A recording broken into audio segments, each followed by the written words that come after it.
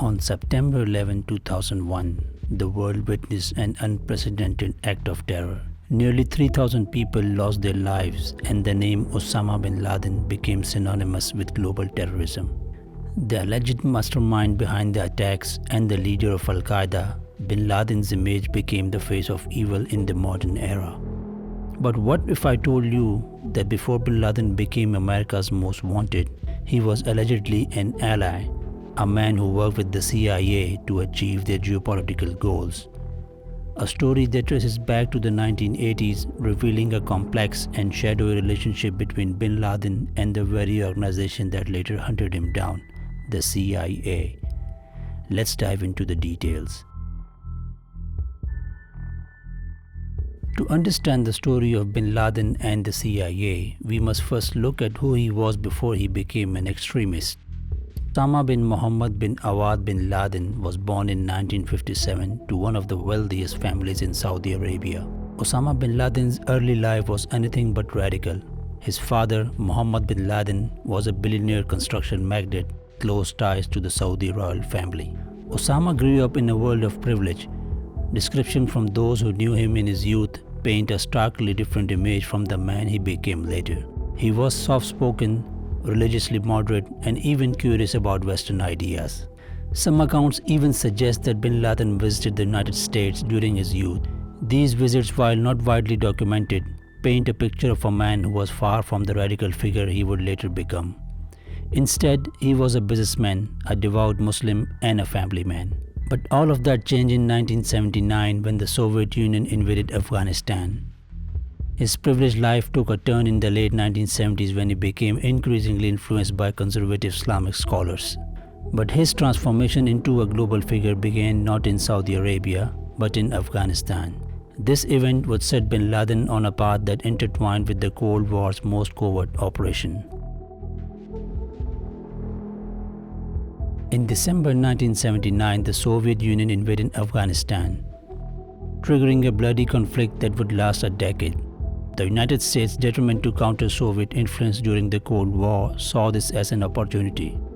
Through a covert operation known as Operation Cyclone, the CIA funneled billions of dollars in weapon, training and funding to Afghan resistance fighters, the Mujahideens. But the CIA didn't act alone. They sought influential allies to rally support for their cause. One of those allies was Osama bin Laden. The CIA's support was indirect but significant. Funds and weapons were funneled through Pakistan's Inter-Service Intelligence Agency, or ISI, which distributed them to various Mujahideen groups. While there is no definite proof of direct contact between bin Laden and the CIA, declassified documents reveal that he worked closely with groups receiving American support. Bin Laden's role in Afghanistan wasn't merely symbolic. He financed roads, tunnels, and camps that became key logistical hubs for the Mujahideen. These very facilities would later serve as the backbone for his future network, Al Qaeda, but at that stage, bin Laden was seen as an asset, not a threat. In 1989, the Soviet Union withdrew from Afghanistan, marking a victory for the Mujahideen. But for Afghanistan, the end of one war marked the beginning of another. The US, having achieved its goal, largely abandoned the region, leaving it in chaos. For bin Laden, this felt like betrayal.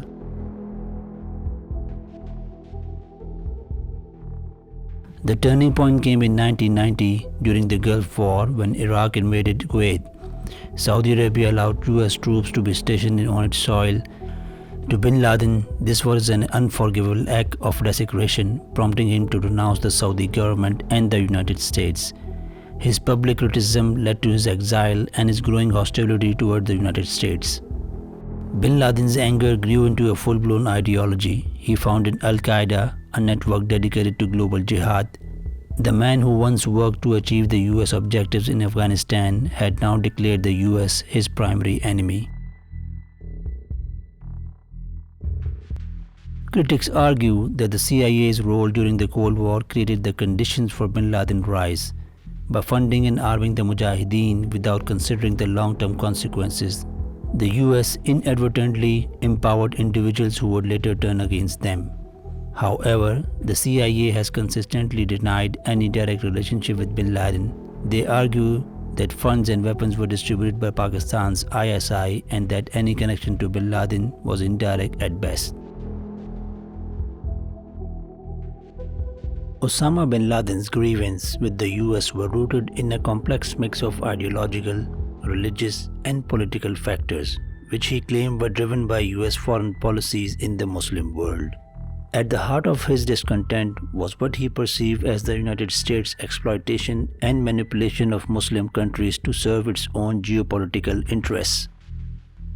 He accused the US of hypocrisy for espousing values like freedom and democracy while simultaneously supporting autocratic regimes in the Middle East such as Saudi Arabia and Egypt, which he believed oppressed their own people. Bin Laden was particularly enraged by the presence of US troops in Saudi Arabia, the birthplace of Islam and home to its two holiest cities, Mecca and Medina. Another source of his anger was US support for Israel and its role in the Israeli-Palestinian conflict. Bin Laden framed the US as the primary enabler of Israel's policies, which he viewed as oppressive towards Palestinians. He used these events to rally support, presenting himself as a defender of Muslim lands and people against Western aggression. These grievances, coupled with the belief that the West was waging a cultural and religious war against Islam, laid the ideological foundation for bin Laden's anti-American agenda.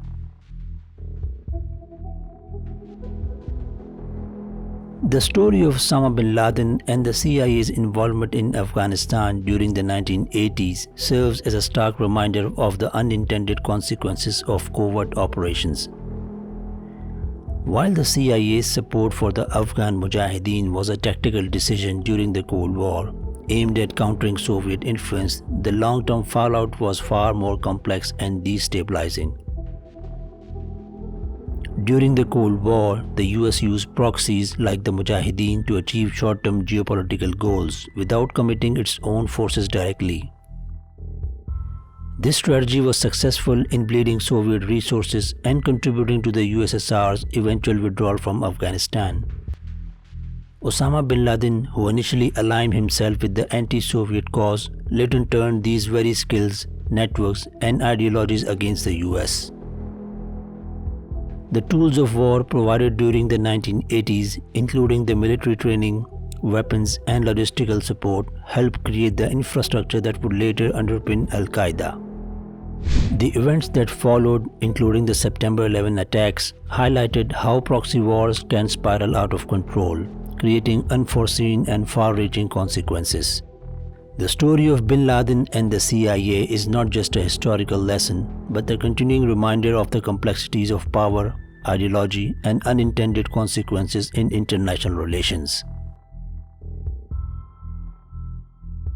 Osama bin Laden's transformation from a CIA-aligned operative to America's most wanted terrorist is a story of betrayal, radicalization, and unintended consequences. It serves as a stark reminder of the complexities of geopolitics and the danger of empowering individuals without foreseeing the future. The relationship between bin Laden and the CIA also raises uncomfortable questions about the complexities of international politics. Was it a miscalculation or an unavoidable reality of Cold War? As we look back, it serves as a stark reminder of how alliances can shift and how today's allies can become tomorrow's adversaries. So what we should be asking ourselves is, was bin Laden a product of his own ideology or a creation of US foreign policy gone wrong?